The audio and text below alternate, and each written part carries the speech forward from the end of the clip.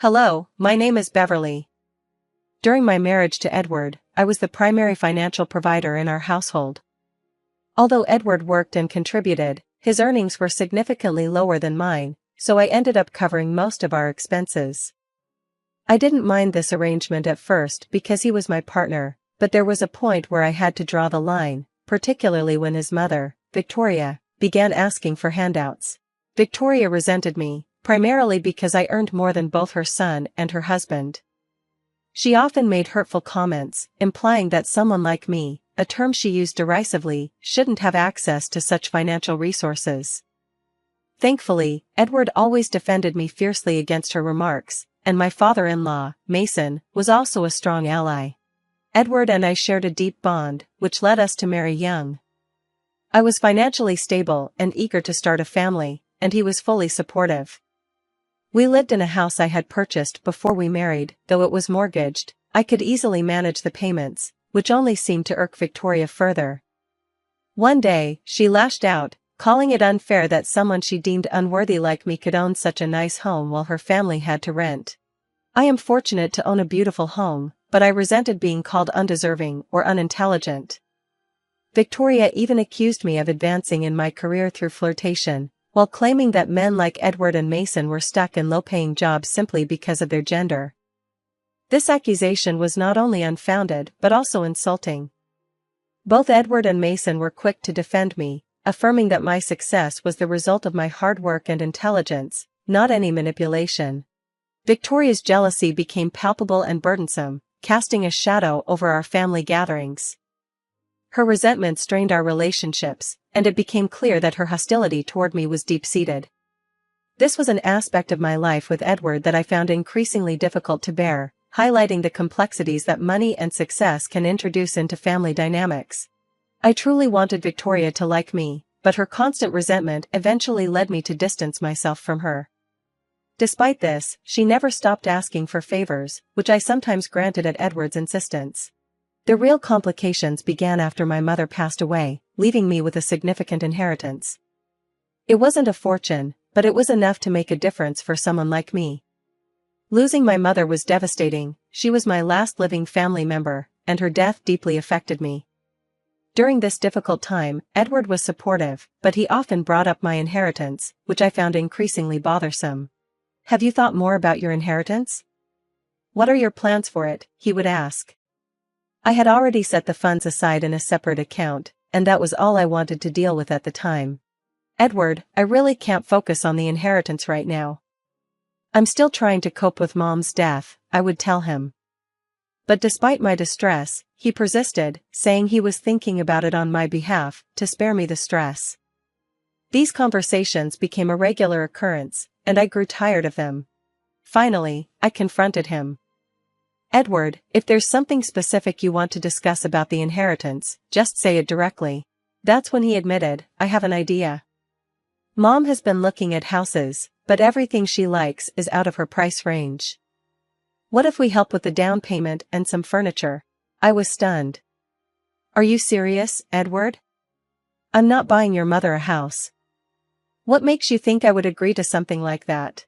Edward looked at me, clearly puzzled by my reaction.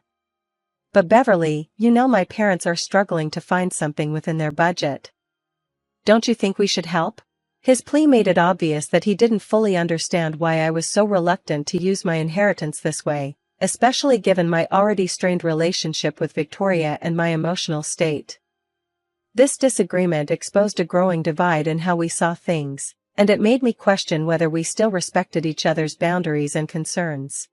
Victoria, unable to accept that I lived in such a nice home while she had to settle for less, had once again found a way to make me feel undeserving.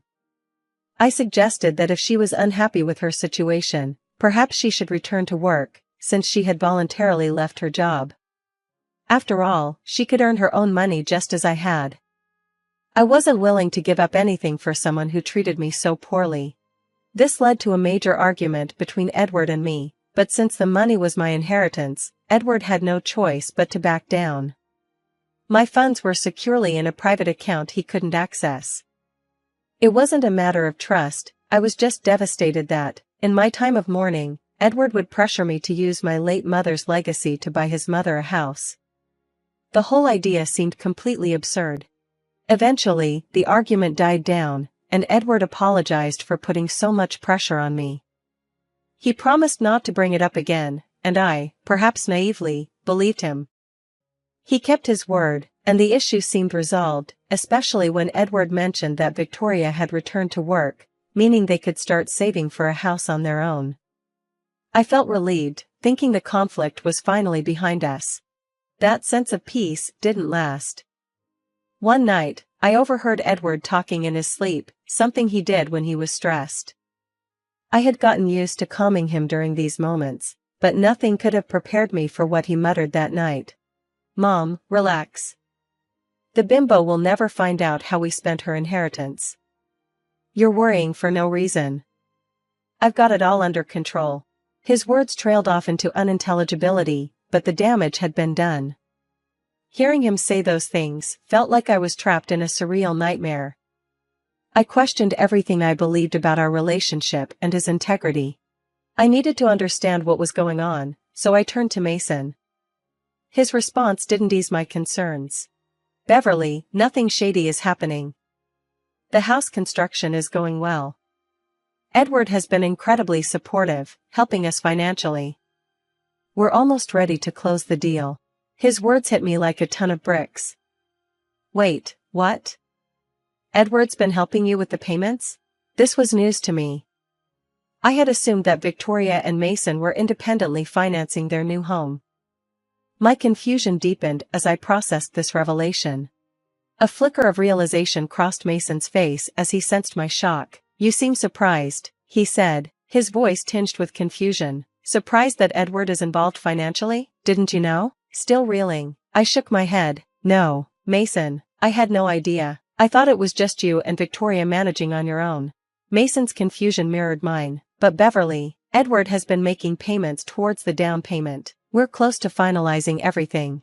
The ground beneath me seemed to shift. "Wait a minute," I said, trying to make sense of it all. "Mason, are you saying Victoria hasn't gone back to work? I was told she was contributing to the house expenses." Mason's answer only deepened my turmoil. "No, Beverly, Victoria hasn't returned to work. She's still at home. I don't understand where you got that idea." It was becoming clear now. Edward had been feeding both Mason and me false information. Victoria hadn't returned to work, and the story about her contributing to the household was a complete fabrication. My mind raced as I confronted the situation head-on. "Mason, something's off," I said, my voice steady but filled with frustration. "Edward told me Victoria was working, which justified the house payments. But now it seems like he's been using my inheritance without my consent to fund these payments." Mason's face turned pale as the realization hit him. "This is all wrong, Beverly. I had no idea Edward was using your money. I thought his financial help came from his savings, or a bonus." The layers of lies were quickly unraveling, revealing a scheme designed to mislead us both. What started as a simple check-in had evolved into a moment of stark realization, one where I saw the deeper, darker manipulations at play. That night, I overheard Edward talking in his sleep again. This time, his words were chilling. "She'll never find out what we did with her inheritance. Relax, we've got it under control." Alarmed, I checked my bank account the next morning and found that a significant portion of my inheritance was missing. My suspicions grew stronger. Edward and Victoria were involved in something deceptive, and I was now certain that they had taken my money. The next day, I confronted Mason. "A lot of my inheritance is missing, Mason. Edward isn't earning enough to help with the down payment, and Victoria mentioned a promotion he supposedly received, but I know he hasn't had any raise in the last 4 years." Mason's face mirrored my shock and disbelief. "Beverly, if Victoria isn't working and Edward hasn't gotten a promotion, then where's the money coming from?" His question echoed the fears I had been trying to ignore. It seemed increasingly likely that Edward had taken my inheritance without my consent. Mason, now fully grasping the gravity of the situation, shared his dismay. "Oh God, Beverly, you might be right. This doesn't add up." Determined to uncover the truth, I made up my mind to investigate further. I needed solid evidence that Edward and Victoria had orchestrated this plan, and I needed to figure out how they had accessed my private bank account. Mason, ever the straightforward man, supported my decision to dig deeper. He promised to keep things quiet for now, understanding the seriousness of the situation. He valued honesty and living within his means, and he would never have knowingly supported this deception. As I delved deeper into the mystery, I also uncovered that Victoria had deceived Mason about Edward's financial situation to prevent him from becoming suspicious. It seemed the web of lies was even more intricate than I had imagined. I soon realized that what I thought was a simple misunderstanding was, in fact, a carefully orchestrated scheme by Edward and Victoria. They had kept both Mason and me in the dark, exploiting our trust for their own gain. My investigation revealed that they had made multiple withdrawals from the very bank account where I kept my inheritance. Unfortunately, I hadn't set up transaction alerts, which delayed my discovery of these withdrawals. When I went to the bank to inquire, they told me someone had impersonated me to withdraw the funds, but they couldn't provide further details without a police report. Given how much Victoria resembled me, it wasn't hard to guess how they might have managed to access my account without raising suspicion. I was furious and heartbroken. Feeling utterly betrayed by people I had trusted, I confided everything to Mason, who was just as shocked and upset as I was. Together, we started planning our next steps, determined to confront Edward and Victoria about their deceitful actions. Mason and I devised a plan. He would bring Victoria to our house while I was already there with Edward, under the pretense of a casual family dinner. Neither Edward nor Victoria suspected anything beyond a normal gathering, but as we sat down for dinner, I knew it was time to confront the issue head-on. "Hey Edward," I began, my voice steady but laced with tension. "I discovered something awful yesterday. Someone has withdrawn a significant amount from my bank account, the one where I keep my inheritance." Edward looked startled. "What? Who would do that? Beverly? Which account are you talking about?" Feeling the weight of the moment, I continued, "I'm thinking about calling the police tomorrow." Edward hastily replied, No, don't rush into that. Maybe you moved the money or withdrew it by mistake. There's no need to assume the worst."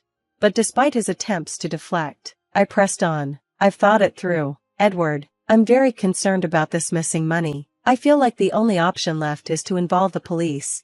Both Edward and Victoria's faces drained of color, their shock and fear evident. It was clear they hadn't anticipated their scheme unraveling so quickly, nor had they expected me to act on it so decisively. They were visibly shaken, nearly leaping from their chairs in panic at the mere mention of police involvement.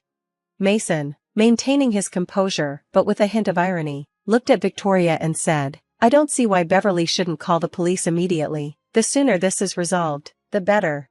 Edward tried to intervene, his voice pleading, "Dad, these are sensitive matters, especially since it's about money. Beverly's already vulnerable, let's not add to her stress."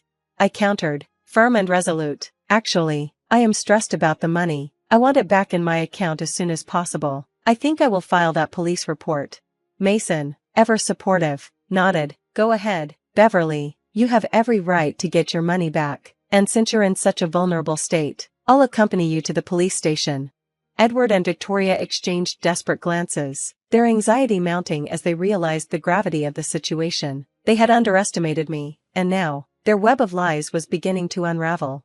I watched them, and part of me wanted to laugh at their desperate reactions, the very trap they set for me closing in around them. But my overriding feeling was anger at their deceit and the sheer audacity of their actions. I was determined to see this through, to reclaim what was rightfully mine and hold them accountable for their betrayal. Despite numerous attempts to resolve the situation amicably, I had finally reached my limit. "I don't see any reason to delay this any longer," I declared, a mixture of frustration and resolve building inside me. "I'm going to the police for sure." Edward tried to calm me down. "Beverly, don't be so rash. Why don't you just sleep on it for a few days?"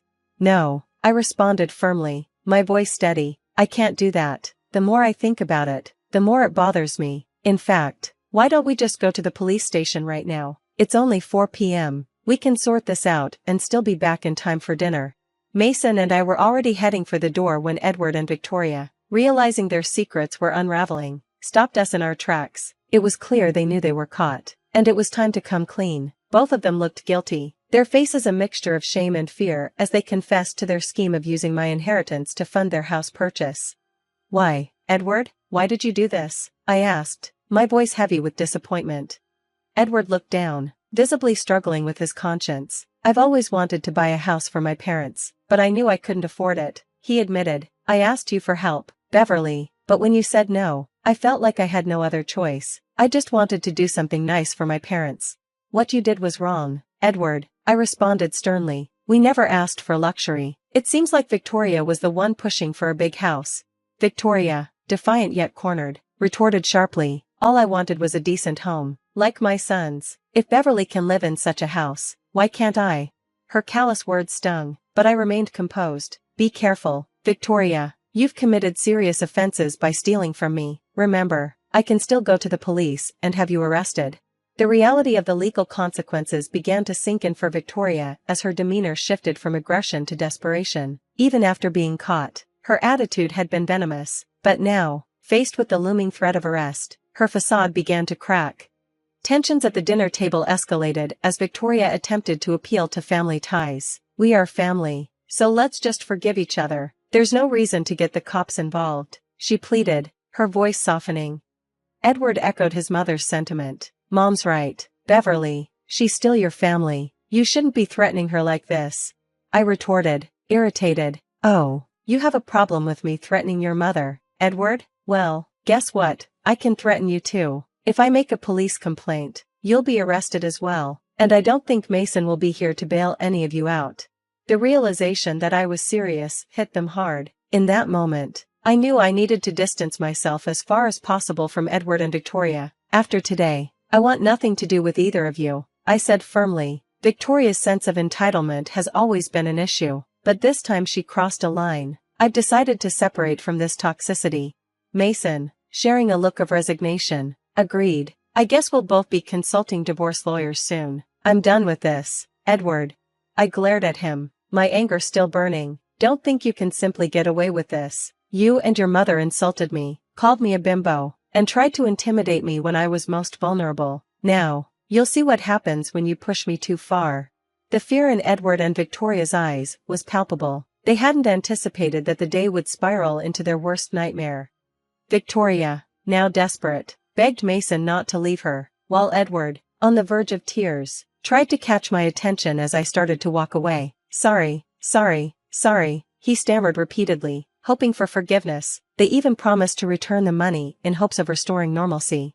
I could only laugh at their naive hope for a simple resolution. Without responding, I walked away. The final act of the drama unfolded just as they thought they might persuade me to reconsider. A knock at the door interrupted us. Edward, pale-faced, opened it to find 3 police officers standing on the doorstep, ready to make arrests. That's right, I had already called the police and filed a report earlier that morning. There was no room left for compromise or reconciliation. As the officers escorted them away, the finality of their choices became undeniably clear. The consequences they faced were now inescapable. As soon as I found the courage to end my marriage, I proceeded with the police report. Mason supported my decision and accompanied me. Victoria and Edward threw tantrums as they were escorted to the police cars, but their outbursts fell on deaf ears. Due to certain complications, both spent the night in jail. Edward managed to secure his release the next day by posting bail, using his own funds, but Victoria remained incarcerated as Mason chose not to bail her out. Upon his return, Edward pleaded with me to reconsider our separation, but my decision was firm. I had already contacted a lawyer to start the divorce proceedings and was moving forward with my legal case against them for identity theft and document forgery.